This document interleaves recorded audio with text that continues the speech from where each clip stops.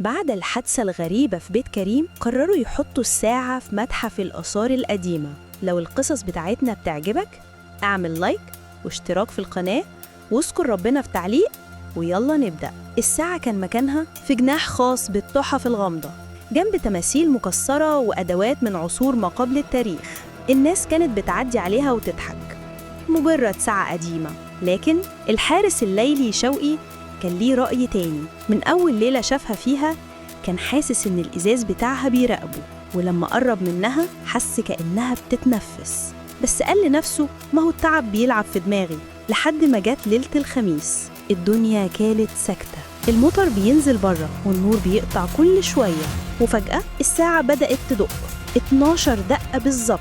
شوقي واقف مكانه، مفيش حد في المتحف غيره، ولما بص كويس لقى الإزاز منور من جوه، والاسم اللي ظهر المرة دي كان شوقي. حاول يجري بس رجليه اتقلت، الأنوار طفت تماماً والساعة بدأت تدق تاني، بس المرة دي بالعكس من 12 لحد 1، وكل دقة كان يسمع بعدها وشوشة طالعة من كل ناحية. الصبح الأمن لقوا باب المتحف مفتوح وشوقي اختفى. الساعة كانت شغالة وبتدق دقة واحدة كل دقيقة، والغريب إن الكاميرات اللي في المتحف سجلت حاجة: كل ما الساعة تدق ظل جديد بيظهر ورا الإزاز، كأن في حد جواها بيتحرك. بعد كده إدارة المتحف قررت تنقلها لمخزن مغلق تحت الأرض، بس العمال اللي نزلوها حلفوا إنهم سمعوا صوت بنت صغيرة بتقول إحنا لسه ما خلصناش.